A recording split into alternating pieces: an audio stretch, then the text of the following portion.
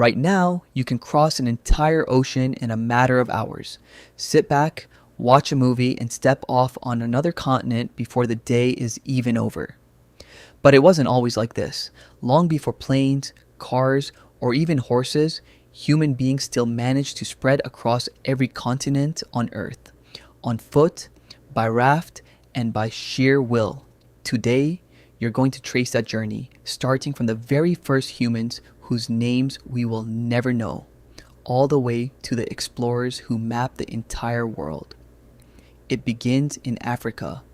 This is where our species first appeared, and for tens of thousands of years, this vast continent was the only home humans knew. You have no maps, no compass, no idea what lies beyond the horizon.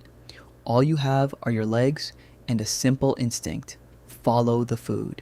For most of human history, walking was the only way to travel, not for a day or a week, but for generations, entire lifetimes spent slowly moving toward a horizon nobody had ever seen. At some point, tens of thousands of years ago, small groups began to leave. This moment is called Out of Africa, the beginning of humanity's spread across the entire planet. One of the earliest paths led north, through what is now the Sinai Peninsula, a narrow strip of land connecting Africa to Asia. It became humanity's first doorway to the rest of the world.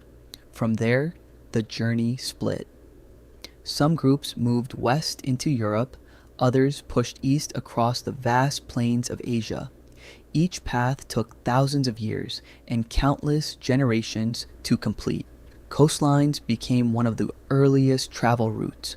Unlike the open plains, the coast offered a constant source of food: fish, shellfish, seaweed, and a clear line to follow that never got you lost. Eventually, walking wasn't enough. Rivers, lakes, and narrow sea crossings stood in the way. So humans built the first watercraft, simple rafts made of logs, reeds, and rope, held together by nothing more than patience and trial and error. Around 65,000 years ago, one of the most remarkable journeys in human history took place. To reach Australia, early humans had to cross open ocean, with no land in sight for the entire journey. It worked. Against incredible odds, they made it, becoming some of the first humans in history to deliberately cross open sea. Their descendants would go on to become the Aboriginal peoples of Australia, with one of the oldest continuous cultures on Earth. Thousands of years later, another crossing changed everything. During the last ice age, sea levels dropped so low that a strip of land emerged between Siberia and Alaska, a land bridge called Beringia. Following herds of mammoth and other ice age animals, small groups crossed from Asia into a completely new continent, one that no human had ever set foot on before. This was the beginning of human life in the Americas.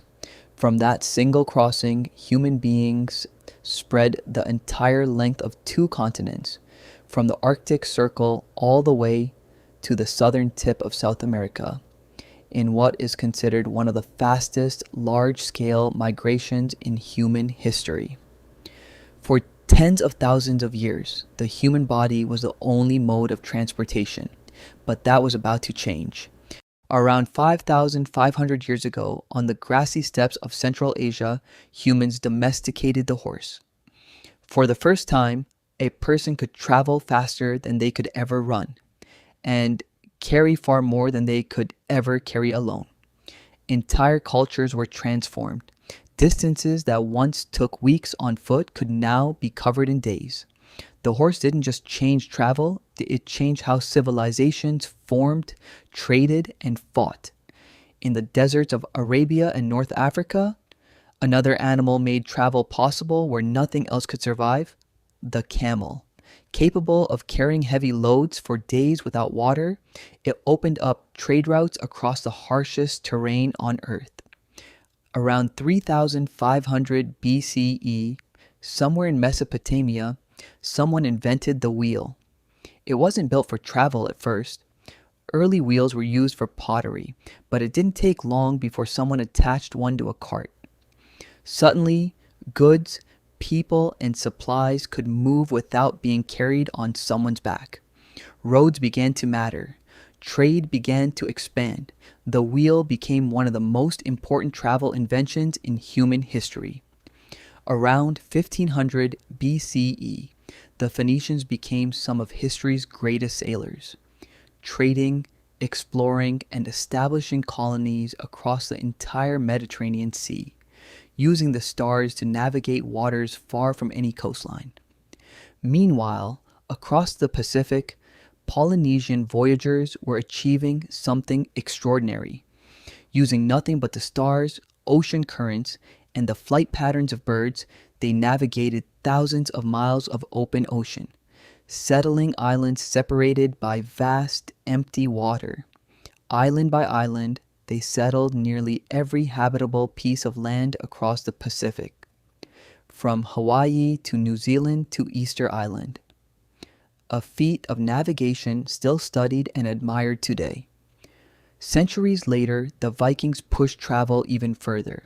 Their longships were fast, light, and sturdy enough to cross the open North Atlantic, reaching Iceland, Greenland, and eventually the shores of North America, 500 years before Columbus. On land, one route connected more of the ancient world than any other, the Silk Road. Stretching over 4,000 miles from China to the Mediterranean, it carried goods, ideas, religions, and travelers across an entire continent.